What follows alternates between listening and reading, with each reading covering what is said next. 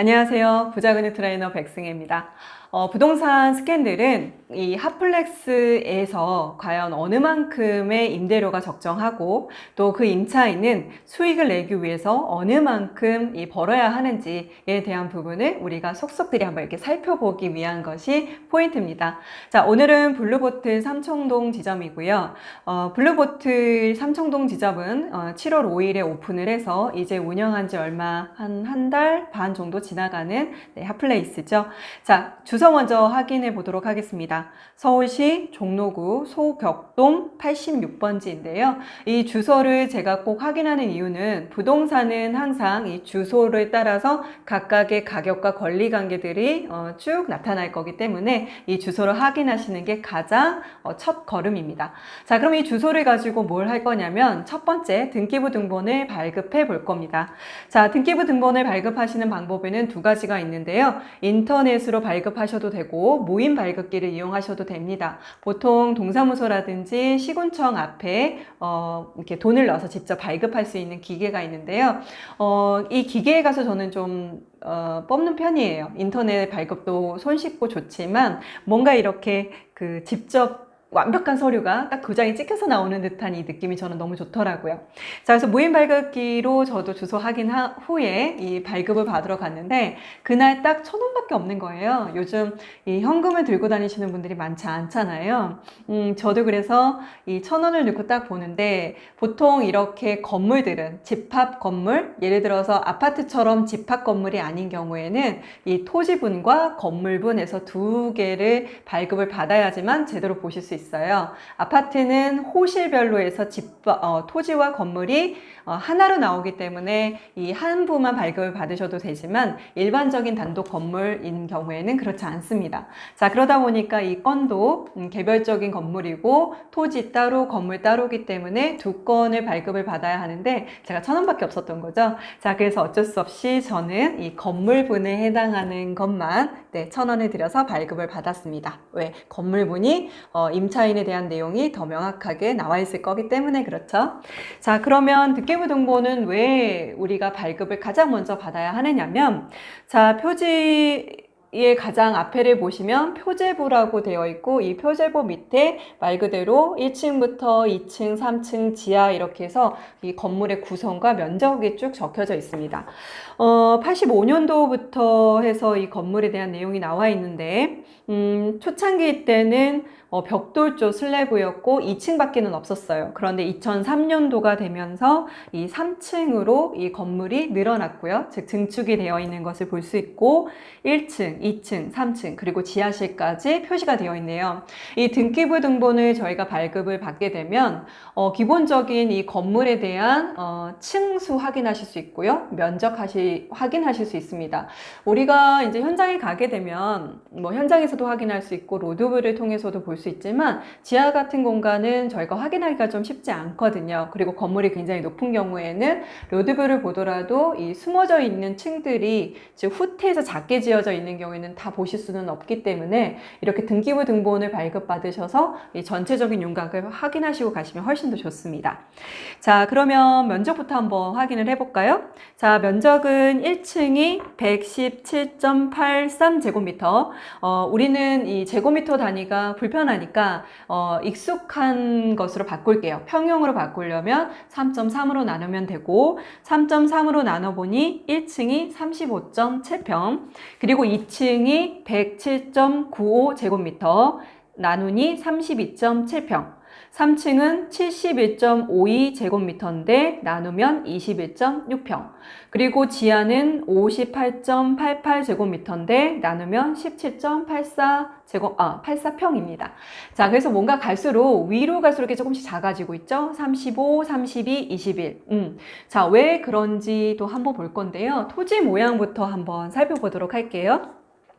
자, 토지의 모양을 살펴보니까요. 가로로 기다란 형태입니다.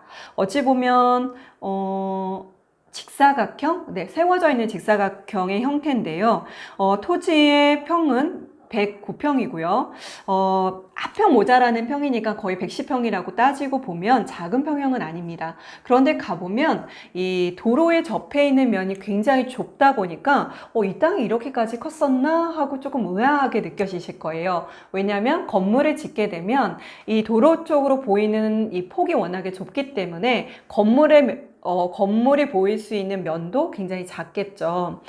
보통 이렇게 토지를 확인을 하면 그곳의 용도 지역도 확인을 해야 되는데, 용도 지역은 일종 일반 주거 지역입니다.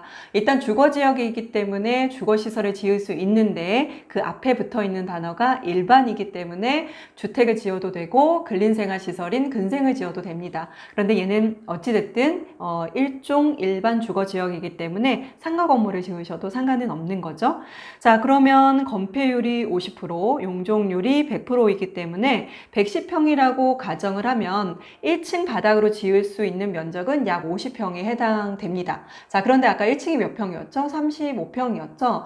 즉 폭이 좀 좁고 뒤로 길게 지어야 되는 형태다 보니까 굳이 그 노출도가 없는 면을 길게 근생으로 지었을 경우에는 그닥 좋지 않습니다. 그러다 보니까 오히려 층을 많이, 그러니까 1층에다 50평을 다 짓는 것보다는 3층으로 올려서 작게 3층을 짓는 게 훨씬 더 좋겠죠. 자, 그래서 아마도 이 건물은 1층에 35평을 짓고 대신 북쪽으로 일조권 사선 제한을 받다 보니까 후퇴를 하게 됐었고, 그래서 좀 더 작게 이렇게 지어진 거라고 보시면 될 것 같고요. 그리고 그 작게 들어온 면을 테라스로 이용을 해서 바깥에다가 뭐 이렇게 테이블 같은 것들을 놓고 좀 더 확장된 매장 개념을 쓸 수 있도록 한 것이라고 보면 될 것 같아요.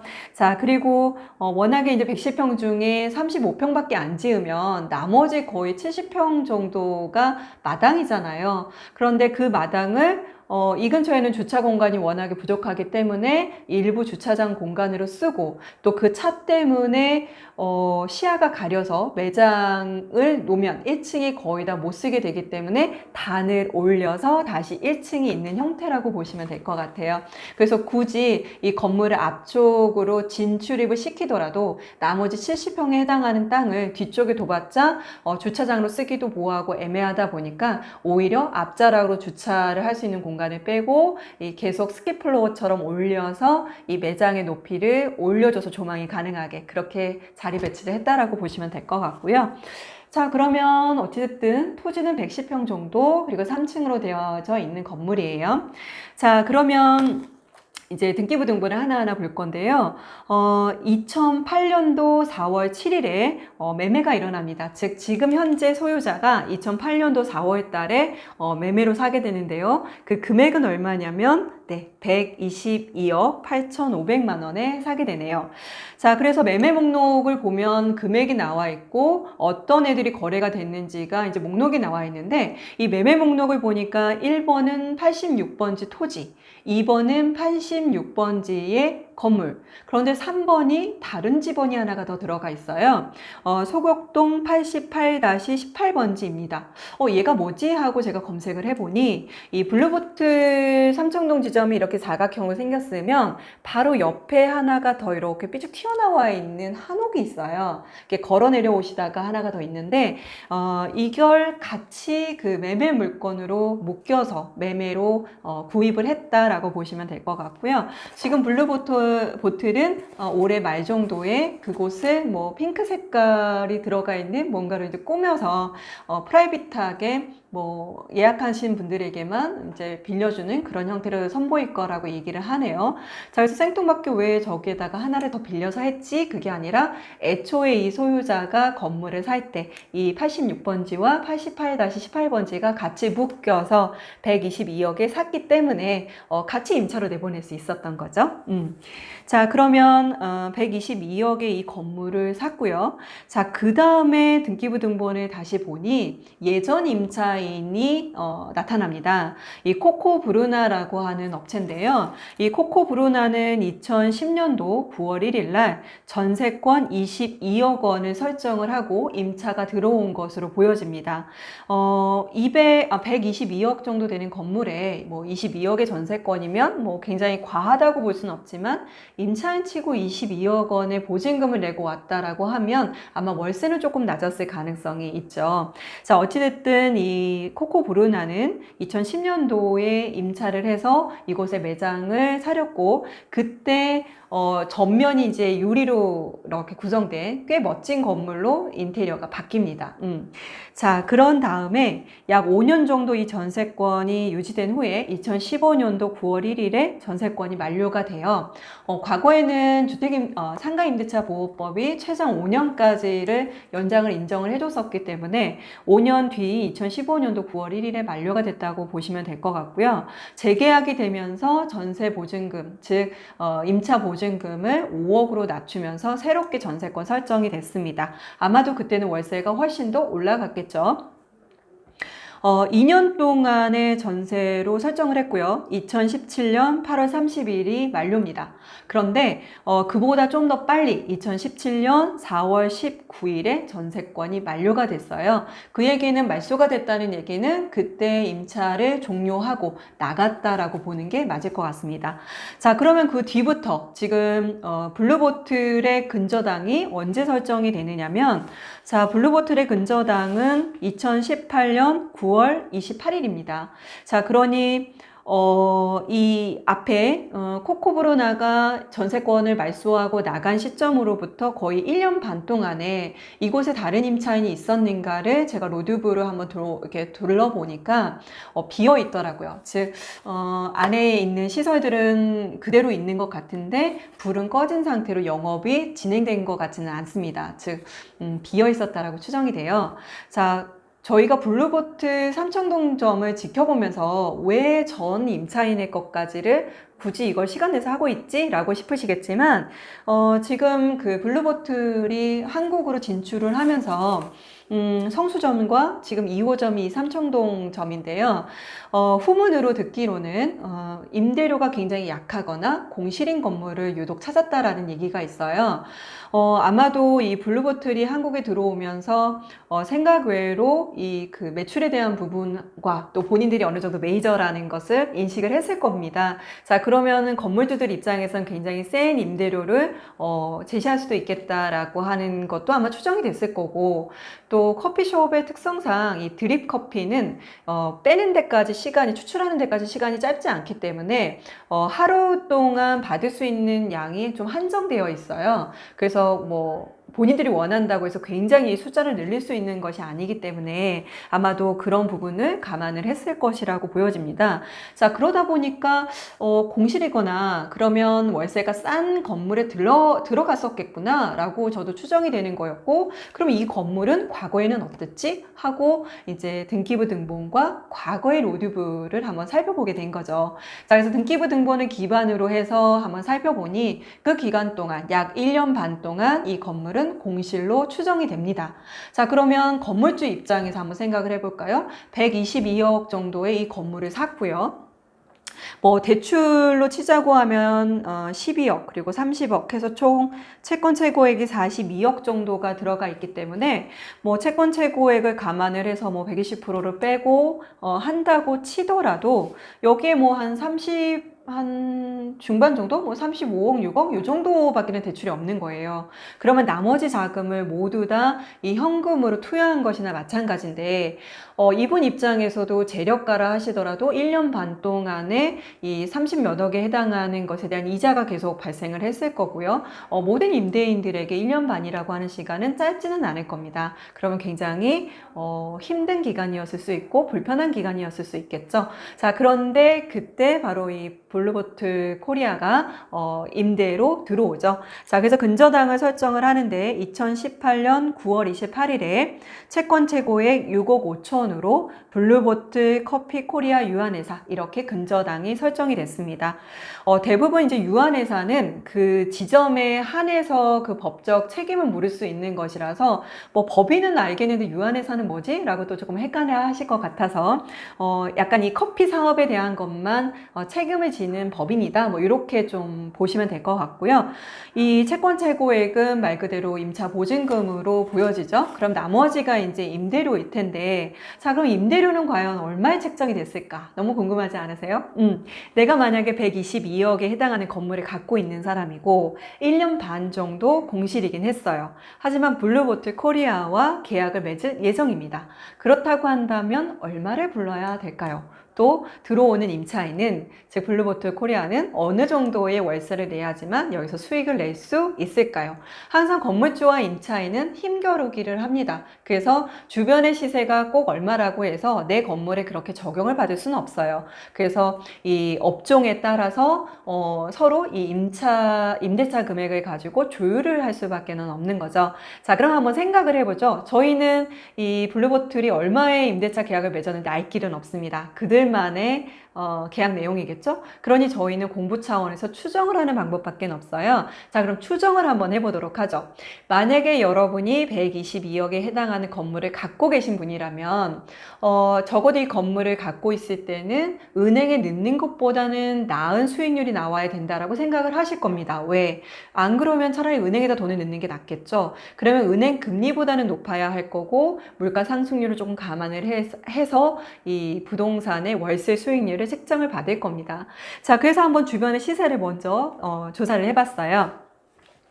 자, 주변의 건물의 임대 시세를 조사를 해보니까요. 일단 임대 시세로만 놓고 보자면 주변이 공시지가도 굉장히 좀 올랐고 매매가도 오른 측면이 있었습니다. 그런데 다행히 월세는 많이 오르지는 않았던 지역이에요. 자, 월세는 조사를 해보니 천차만별이더군요. 왜 보통 사무실이라든지 역세권에 있는 이 중심지들은 좀 비슷비슷하게 그래도 임대가가 책정이 좀 받는 편인데 이 지역은 대부분이 미술관과 같은 독특한 시설이거나 혹은 상업시설이기 때문에 임차인이 누구냐에 따라서 굉장히 월세가 다를 수 있는 부분이다 보니까 이 평균치가 내기가 좀 어려웠습니다. 자, 그래서 좀 센 곳들은 평당으로 1층 기준으로 먼저 잡자면 45만 원을 하는 곳도 있고요. 저렴하게는 한 27만 원 정도쯤 하는 곳도 있었습니다. 자, 그러니까 거의 이제 2배 정도 차이가 나는 거죠. 그래서 어떤 길에 위치해 있느냐, 한옥이냐 아니냐 뭐 이런 것들에 따라서 굉장히 좀 갈리다 보니까 어떤 것을 적용을 받아야 될지 좀 몰라서 애매했었는데요. 이곳이 굉장히 좋은 위치는 아닙니다. 대신 그렇다고 나쁘다고 얘기할 수도 없는 그 골목에 위치해 있다 보니까 아까 구했던 금액 중에 약세로 한번 먼저 구해봤어요. 자, 1층은 대부분 뭐 27만 원을 기준으로 하면 2층은 당연히 임차인이 많이 올 수가 없기 때문에 월세를 한 반 정도 책정을 받습니다. 자, 그래서 1층이 27만 원일 때 2층은 한 13만 원 정도, 그리고 3층은 보다 더 임대가가 낮춰지기 때문에 한 30% 정도 선을 감안을 놓고 본다고 하면 한 뭐 7만 5천 원? 자, 각각의 층에 대한 평수를 저희는 다 알고 있죠. 그래서 등기부 등본이 필요했던 거예요. 1층은 35평, 2층은 31평, 그 다음에 3층이 21평. 자, 이렇게 쭉 외웠으니까. 자, 그렇게 해서 적용을 해봤더니요. 1층이 뭐 한 900 정도, 2층이 한 400, 그 다음에 3층이 한 160, 뭐 이렇게 하면 총 합했을 때 한 1500 정도밖에는 안 됩니다. 자, 그러면 이게 진실이냐? 그렇진 않죠. 또 검증을 해봐야죠. 왜냐면 만약에 122억에서 우리는 6억 5천이라고 하는 금액을 좀 제해야 되잖아요. 그 금액을 제하고 나면 거의 115억이 나머지 금액인데 이 115억을 가지고 한 달에 1,500만 원밖에 못 번다라고 가정을 하면 1년치로 봤을 때는 약 1억 8천 정도가 임대료. 근데 이걸 다시 115억으로 나누게 되면 수익률은 약 1.5% 정도로 떨어져 버립니다. 은행에 넣는 거하고 거의 비슷하죠. 자, 그렇기 때문에 아마도 1,500은 너무 낮은 수준일 것 같고요. 그러면 아까 우리가 구했었던 가장 최고치를 한번 넣어보도록 할까요? 있었어요? 45만 원이 있었죠. 자, 최고치로 넣어보니까 1층이 한 1600, 2층이 한 800, 그리고 3층이 한 300. 이렇게 하니까 약 월세가 3000 정도쯤이 나옵니다. 자, 그러면 3천을 기준으로 과연 또 이 건물의 그럼 수익률은 어느 정도가 되나라고 가정을 해보면 비로소 3% 정도쯤이 나옵니다. 2배니까요. 자, 그러면 내가 건물을 이 소곡동에 하나 갖고 있는데 땅 한 110평 정도 되고 3층 정도 되는 건물을 가지고 있는데 월세가 한 3천 정도 나와요. 자, 그러면 이제 수익률이 3% 정도쯤 되는 거죠. 그러면 건물주 입장에서는 아까 1,500부터 시작해서 3천 정도까지를 부를 수 있는 건데요. 자, 여기까지만 우리가 이제 추정. 자, 그 다음에는 어떻게 해야 되냐면 더 부를 수는 없죠. 왜냐하면 내가 뭐 3.5%, 4%가 될 수 있겠나? 물론 될 수 있어요. 더 많이 나올 수 있겠지만 이제부터는 또다시 검증을 누구로 해야 돼요? 들어올 임차인 입장에서 또 한번 살펴봐야 되는 거죠. 자, 그러면 높은 월세를 기준으로 이 블루보틀은 과연 얼마를 팔아야지만 월세 3천을 낼 수 있겠는가를 한번 추정을 해봐야 되지 않겠습니까? 그래야지만 본인들도 3천만 원을 낼 수 있는 거니까요. 커피를 창업하시는 분들이 가장 신경을 쓰셔야 될 부분이 바로 뭐냐면 면적이죠. 즉 면적을 먼저 구하고 그 면적에서 주방을 뺀 나머지 부분이 좌석일 건데요. 이 좌석이 또다시 몇 개 있느냐에 따라서 객단가, 즉 한 명당 또 얼마 정도의 소비력이 일어날 수 있겠는지, 즉 매출액이 일어날 수 있겠는지를 따져서 일 매출을 정하고 다시 그 일 매출이 월 매출이 되도록 해야 되는데요. 자, 그래서 먼저는 좌석수를 확인을 하셔야 됩니다. 자, 여기에 좌석수를 제가 체크하는 방법이 있었죠. 오늘은 이 동영상은 지금 총 5편째예요. 블루보틀 삼청동점이 이렇게까지 많이 찍을 거라고 생각을 못 했는데 벌써 5번째 동영상입니다. 2번째, 3번째, 4번째가 모두 다 1층, 2층, 3층의 도면을 제가 이렇게 그리는 것에 대한 동영상을 찍어 드렸는데요. 일부러 그걸 시간이 남아서 그린 건 아닙니다. 이유는 뭐냐면 그 안에는 이 커피숍에 해당하는 동선도 들어가 있지만 그 안에 다시 또 뭐가 있죠? 좌석수가 들어가 있고 그 안에 또 몇 명이 일을 하고 있는지까지 제가 다 표시를 해놨죠. 자, 그러면 1층에는 앉을 수 있는 좌석이 몇 좌석이었느냐면 8좌석이 들어가 있습니다. 2층은 대기석만 있었기 때문에 좌석은 없었고요. 3층에는 총 17개의 좌석이 있었기 때문에 테라스를 배제하고 나면 정식으로 앉을 수 있는 자리는 총 25개가 됩니다. 자, 그러면 이곳에 한 시간당 몇 명의 사람들이 앉을 수 있을까요? 보통 블루보틀 코리아는 이 벽면에 콘서트를 일체 만들지 않았기 때문에 애초에 오랜 시간 이 고객들이 머물 수 없는 전략을 가지고 있죠. 그러면 1시간 정도쯤은 앉아서 내가 커피를 마신다라고 가정을 하면 1시간 안에 과연 몇 명이 이 매장에서 소구될 수 있느냐를 한번 살펴보셔야 되겠죠. 자, 그럼 이제부터는 커피 판매량도 한번 가볼 건데요. 자, 여기 블루보틀의 운영 시간은 오전 10시부터 저녁 8시까지입니다. 그러니 하루에 총 10시간을 운영을 하는 거죠. 자, 제가 매장에 도착을 해서 줄을 서고 실제 주문을 하는 데까지 한 2분 정도에서 3분 정도 소요가 된 것 같습니다. 그러면 제가 줄을 서서 기다리는 동안 제 뒤로도 한 20명에서 30명 정도쯤이 기다리고 계셨는데요. 자, 그러면 제가 저한테 할당된 시간 2분, 최소 시간이라고 잡고요. 2분보다 더 빠르긴 쉽진 않을 것 같아요. 뭐 계산도 해야 되니까요.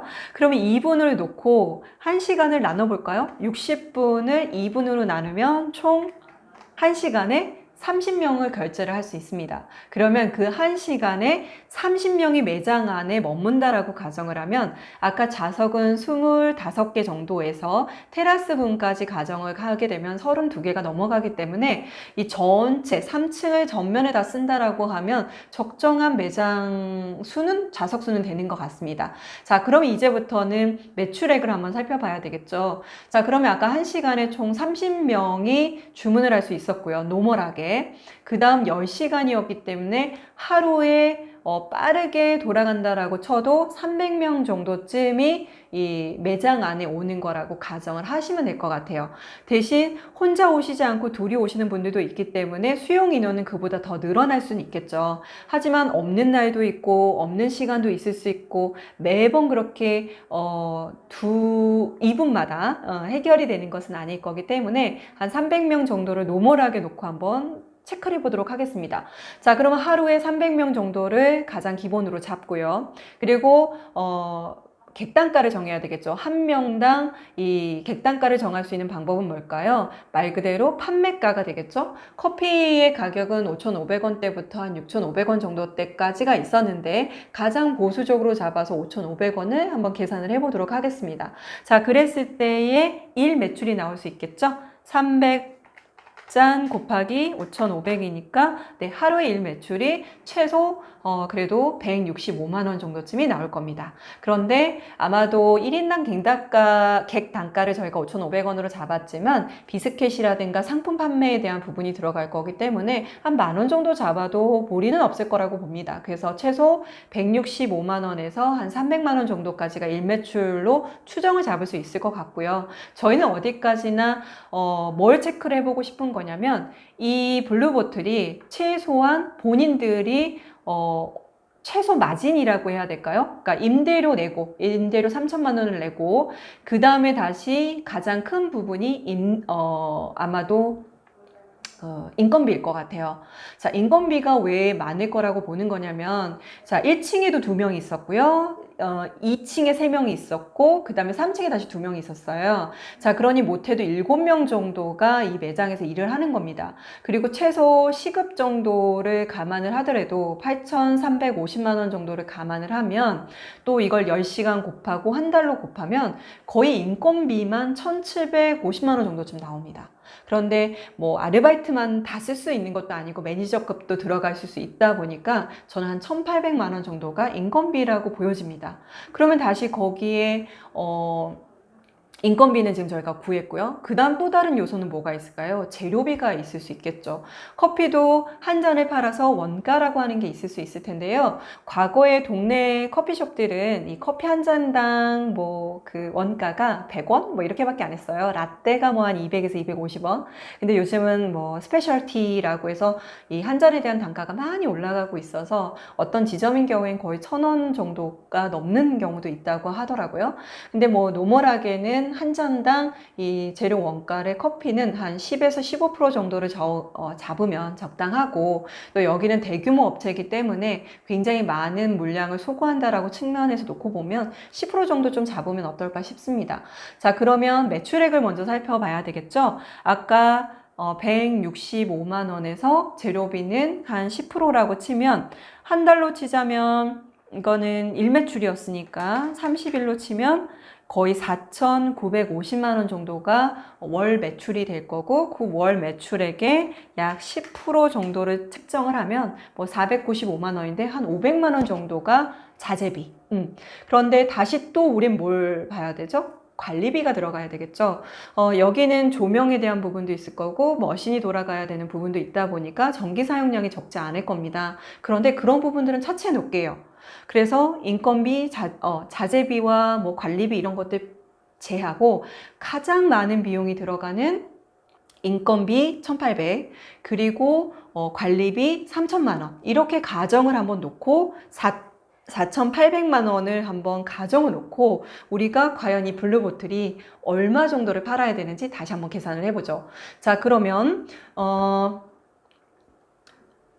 저희가 3%대가 임대 보증금이 월세가 3,000, 그 다음에 인건비가 1,800, 그럼 총 4,800이에요. 자, 그럼 4,800을 내기 위해서는 하루에 몇 잔을 팔아야 되느냐면 한 달에 몇 잔을 팔아야 되느냐면 8,727잔을 팔아야 되고요. 이걸 다시 30일로 나누면 290잔을 팔아야 됩니다. 자, 그리고 시간은 2분. 아까 저희가 계산했던 거하고 상당히 비슷하죠. 그런데 만약에 이게 점차 월세가 올라가게 되면 뭐 3.5% 정도만 돼도 3,400만 원의 월세를 내야 되고, 그때는 하루에 거의 315잔을 팔아야지만 원가예요.